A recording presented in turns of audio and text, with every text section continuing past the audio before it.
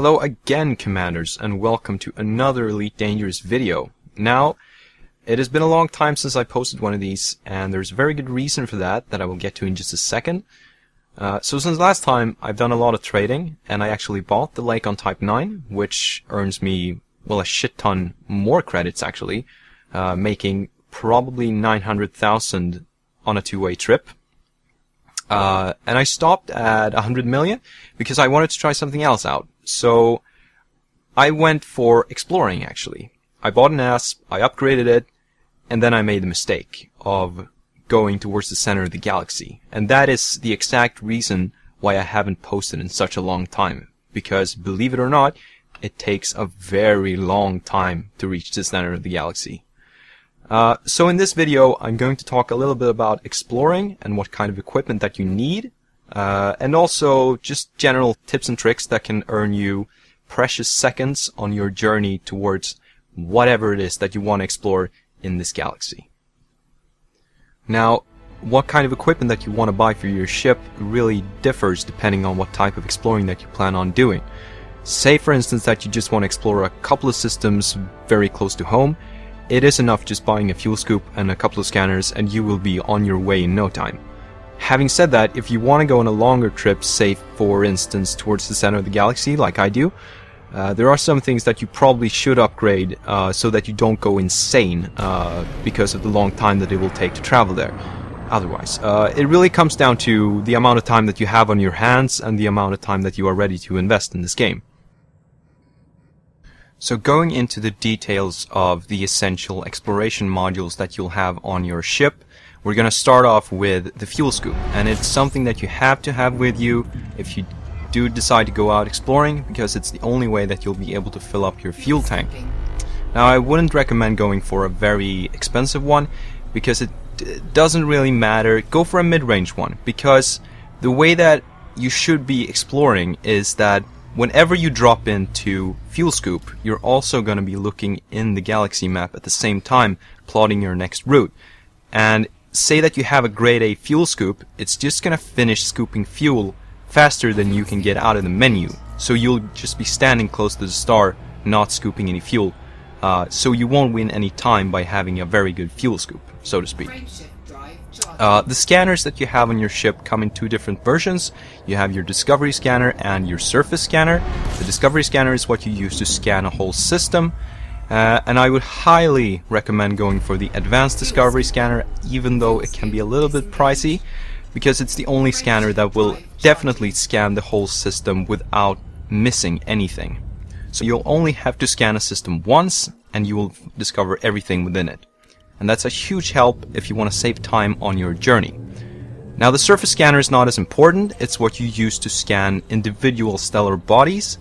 You can go for a pretty mid-range one because, to be honest, you don't really stop that often on your journey to go off and explore something in the system. It's not that common that you have to go around very much in a system and explore everything.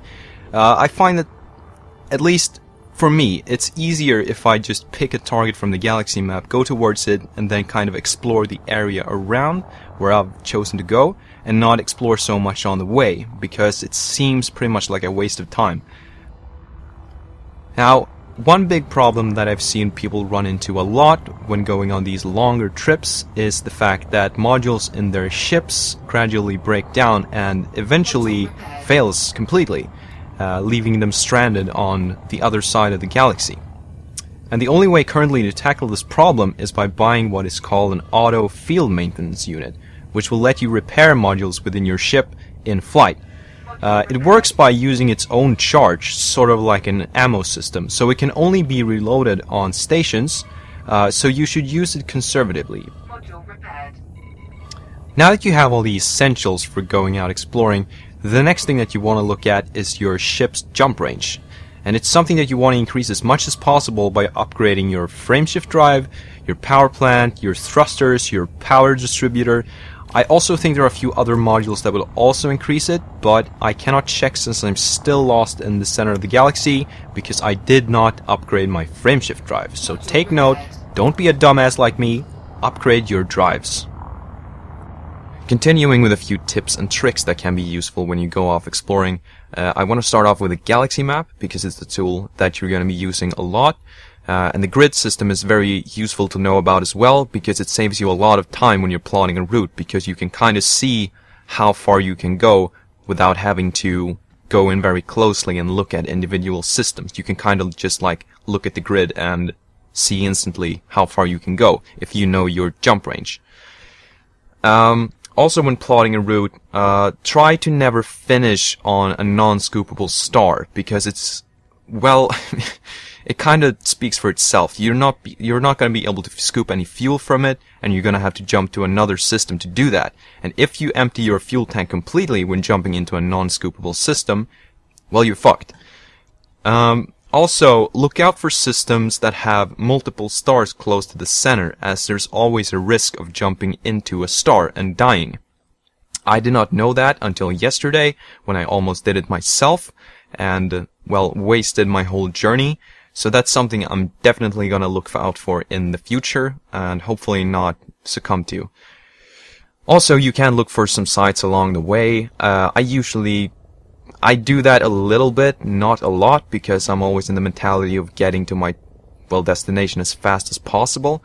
I do take some detours when I see something very interesting, like a giant blue star or something.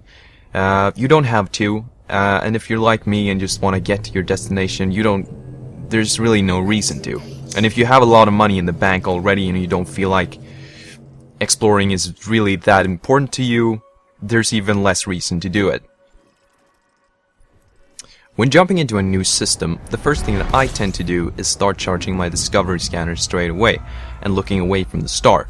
You don't have to decrease your speed, you can go full speed at all times, it won't really matter. And once your frame shift has cooled down, start charging that as well. Your discovery scanner will finish before that, and when you start charging your frame shift drive, you can go straight into the system map and see what you've discovered. If there's something that you think would be worth exploring, you can just go out, cancel your frame shift, and go off and explore that.